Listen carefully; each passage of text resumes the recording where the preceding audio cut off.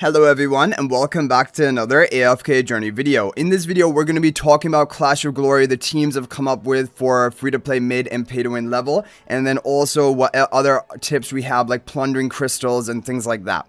Okay, so leading it off, when you go into the interface over here, you will see your guild as well as what you're going to be attacking next. You have to declare an attack onto a nearby, basically adjacent territory. And then what you will have to do is you will have to set up your formations. So we will go into our formations here. I have my pay to win currently locked in, but I'm going to lead it off by showing you the free to play. We'll go through it quickly because I don't want to waste too much time on each individual one. We're going to have formation IDs, but as you guys see, there is a team captain that you will have to appoint manually. Each time you change your team, like copy down an ID, you will have to change your captain. Put your captain as your key damage dealer. So for this team, it will be Gwyneth. So first team here is going to be Callan protecting Gwyneth's team with Eevee for, attack buff and healing. And we have the Light Bear Phantomal Vanguard spell. Moving on to team 2, this is going to be the Perseus Wilder team with enough temporary buffs from Frontline Spell, Pheromore, Zandrock, and Leica. This is for people who haven't built up Orion, then this is still a solid option. And you want to make your Perseus the captain of the team, the hardest hitting damage dealer. Moving on to team 3, this is going to be Pandora Shmira comp. In this team, you want to make Shmira your captain because that is going to increase her damage. Running it with the breakthrough spell for a bit more damage output, and Thorin protecting Pandora, and just Graveborn heroes nearer to take an enemy Lily May interruption. Team 4 is going to be the Frieren Himmel combo, which is a good option even as a free-to-play player. Like, even if your Himmel is Supreme Plus, it's still enough value to run him to amplify and power up your Frieren. Theodore boosting Celeste to take a Lily May interruption if needed. Otherwise, she just gets off her ultimate for that healing and attack buff and damage. Rather, you want to be buffing up your backline allies, and that is going to be with the Valor Shield spell onto Frieren and Theodore. You want to make Frieren the captain. And then team 5 is going to be the Bonnie damage over time team. Make Bonnie the captain, who is probably going to be the hardest damage dealer in your team. Damon protecting Citrana. Citrana spreading her sparks on everyone. Wingard spell for the initial protection, and Igor to stall them out at the end. So that is going to be our free-to-play set for Clash of Glory. What I would recommend, you have to deploy 5 teams, and that is why this is what we'll do, just like Clash runs. And so that hopefully is going to work out well for you. Now moving on to the mid-level of teams, we're going to go ahead and quickly show you this as well as the captain choices. So team 1, this is an Orion team. Orion is going to be your captain because he's going to be the key carry on this comp. Perseus is kind of like a sub DPS here to buff up your Orion further. With the frontline spell and with the temporary buffs we're going to be getting from Cord and Hunting Circle and then the Light Bear Phantomal, your Orion is going to hit very hard. And also you have great protection if you can get your Peggy ultimate off quickly. And yeah, so this is a very solid team comp for this like mid-level, using heroes that you probably do have built up like Rowan and Perseus. And this with the frontline spell if needed, if for example you don't have Peggy and something like that. You can replace for other Lightbearer heroes here, or you could even replace for any other support because 3 Lightbearers are already covered in this team. But yeah, this is going to be a solid team comp. Moving on to team 2, this is going to be Gunner Gwyneth, and this is actually what I'm running even in the pay-to-win team. Gwyneth, of course, will be the captain as a main damage dealer. Gunner buffing up Gwyneth, Phantom buffing up Gwyneth, Eevee to try and debuff enemies, but more importantly, attack buff and heal your team. And to get the Light Bear Phantom active, Siren to block the artifact, which is really strong, allowing your Gwyneth to nuke even more effectively.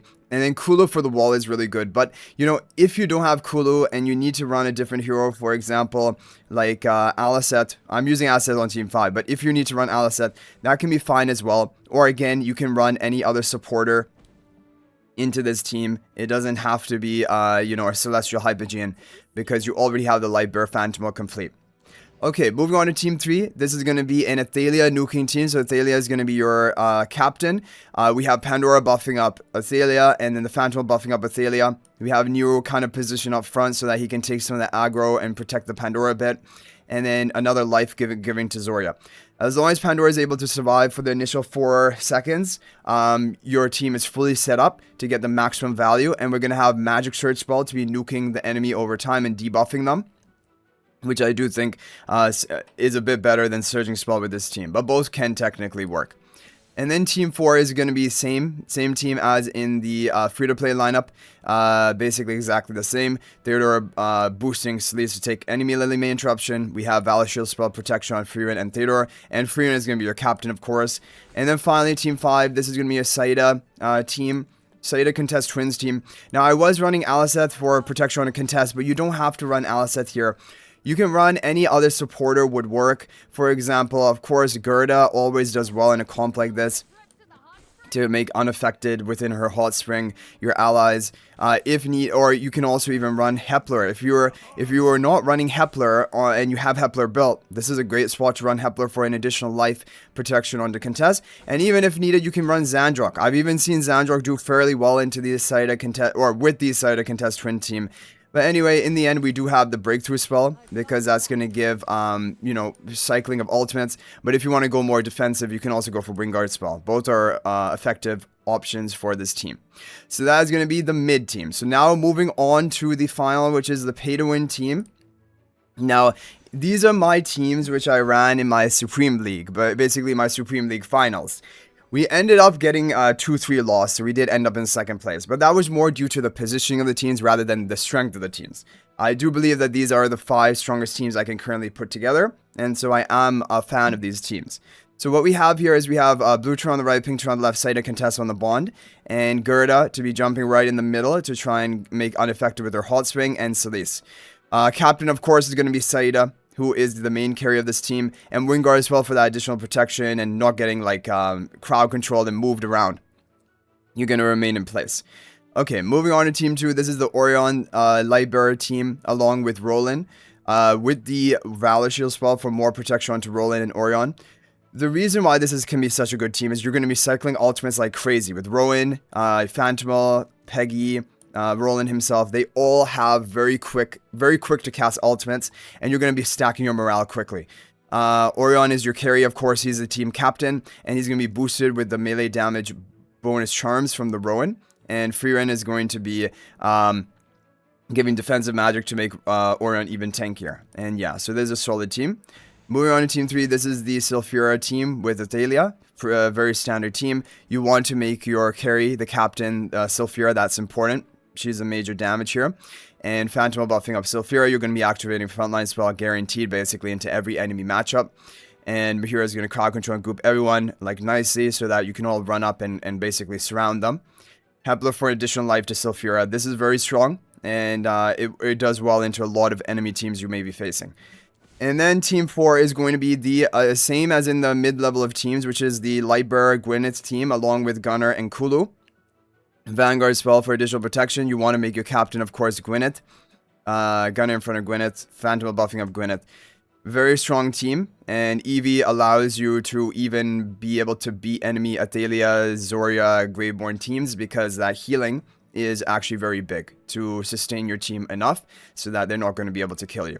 And then finally, Team 5 is going to be the Dunlinger Cryanaya team with Aliceth support, which is really good because it gives Cryanaya another life. Of course, you want to make Cryanaya your captain here. And Pandora are going to boost the Cryanaya Ravion breakthrough spell for even more damage output potential. And that is it. So those are basically the teams, guys. The captains you will have to manually select, so just pay attention to what we talked about right here. The formation IDs will be in the description of this video for your own convenience. Okay, so once you're done with setting your teams, then the only other thing for guild leaders is you will have to assign guild players. As you guys see here, you'll have to assign your teammates into the 2 various teams. In total, they're going to be 40 players.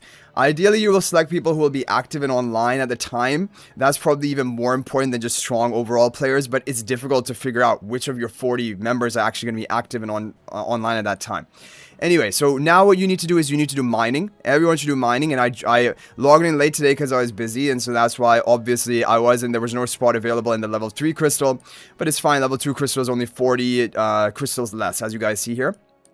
So we're just going to mine a level 2 crystal. And these guys are very confused because they should not be in a level 1 crystal. We have plenty of spaces in the level 2 crystals. So like, if you wanted to min-max your guild, you can try to tell them to move or just let them be.